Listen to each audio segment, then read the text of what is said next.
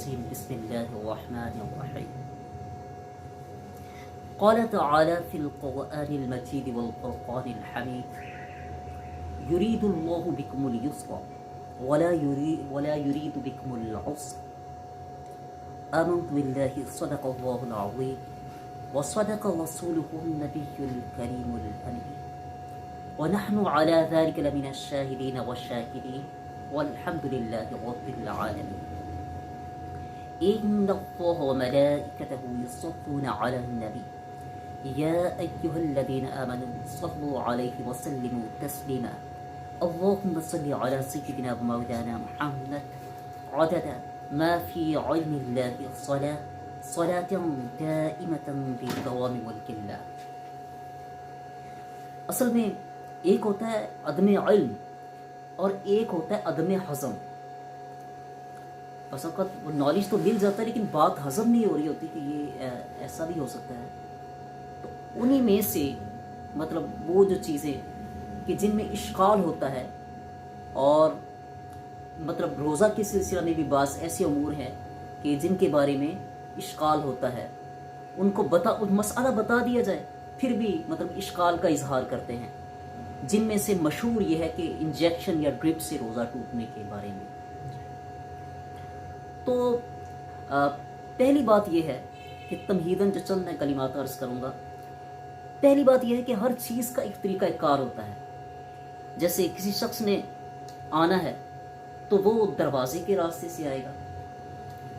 اگر وہ دیوار کو پھلانگ کر آتا ہے تو یہ ایک ترتیب سے ہٹا ہوا طریقہ ہے. مطلب یہ ہے کہ وہ شخص جو ہے دروازے سے آئے یہ نافذ طریقہ ہے, یہ رائج طریقہ ہے. اور دیوار پھلانگ کر آئے تو یا مجبوری ہوگی یا پھر حماقت یا پھر کوئی اور نیت فاسدہ ہوگی. تو مطلب یہ ہے کہ نافذ اور رائج طریقہ جو ہے وہ یہ ہے کہ دروازے سے آیا جائے. تو ایسے ہی یہ جو روزہ کے بارے میں, روزہ ٹوٹنے کے بارے میں اور جو مفترات ثلاثہ ہیں تو ان کا تعلق بھی فزیکل روٹ سے ہے. یعنی یہ اللہ تعالیٰ نے یہ جو منافذ اصلیہ بنائے یہ سمجھے یہ اس دخول کے دروازے ہیں.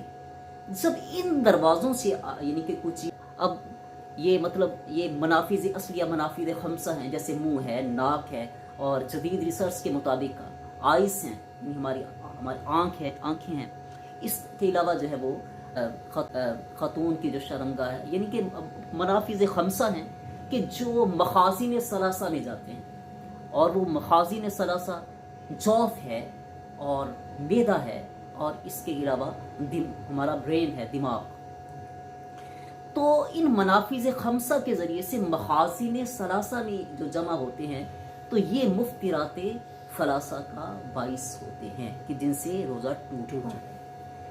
اب جہاں تک اس بات کا تعلق ہے کہ روزہ ٹوٹنے کا انجیکشن سے, تو اس کے بارے میں تو ہم یہی عرض کریں گے کہ جب یہ ان فزیکل روٹ کے ذریعے سے نہیں جا رہا تو پھر ڈرپ ہو یا انجیکشن ہو تو وہ مسام کے ذریعے سے جائے گا, خواہ وہ جہاں بھی اب جائے.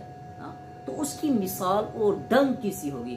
جیسے کہ سانپ ڈنگ مارے, بچھو ڈنگ مارے تو وہ جیسے سرایت کر جاتا ہے پورے جسم کے اندر, جان چلی جائے لیکن وہ روزہ ٹوٹنے کا حکم نہیں دیا جاتا اس میں. تو ایسے ہی جب انجیکشن لگ جائے تو یہ بھی چونکہ ان منافذ خمسہ کے ذریعے, منافذ اصلیہ کے ذریعے, ان نیچرل ویز کے ذریعے, ان فزیکل روٹس کے ذریعے سے نہیں جا رہا تو فلہٰذا روزہ ٹوٹنے کی کوئی وجہ نہیں.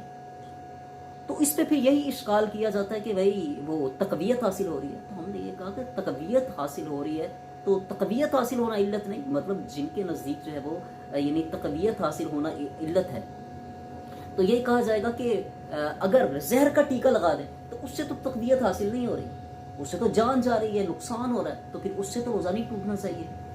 اگر تقویت ہی علت ہو, حصول تقویت ہی علت ہو تو پھر اس سے نہیں ٹوٹنا چاہیے کیونکہ اس سے تو جسم تباہ و برباد ہو رہا ہے. تو حصول تقویت علت نہیں ہے بلکہ نفوذ علت ہے کہ جب چیز اس کے اندر جو ہے وہ نفوذ کرے گی ان منافذ کے ذریعے سے تو مطلب ان کے نزدیک روزہ ٹوٹے گا. لیکن ہم بھی یہی کہتے ہیں کہ نفوذ کرے لیکن نفوذ جن کے ذریعے سے کرے وہ ان نیچرل ویز کے ذریعے سے کرے، ان فزیکل روٹس کے ذریعے سے کرے کہ جو اللہ تعالیٰ نے اس دخول کے دروازے بنائے، اس نفوذ کے دروازے بنائے، اور وہ منافذ خمسہ ہیں۔ تو ان سے اگر یعنی کہ ان نیچرل ویز سے اگر جائے گا تو روزہ ٹوٹے گا، اور اس کے علاوہ کسی اور ذریعے سے جائے تو پھر روزہ ٹوٹنے کا حکم نہیں دیا جاتا۔ اور اس کی مثال میں عرض کر چکا، یہ ڈنگ کی مثال ہے، ٹھیک ہے؟ تو اس ذریعے سے روزہ نہیں ٹوٹے گا، ہاں خواہ وہ جہاں بھی جائیں۔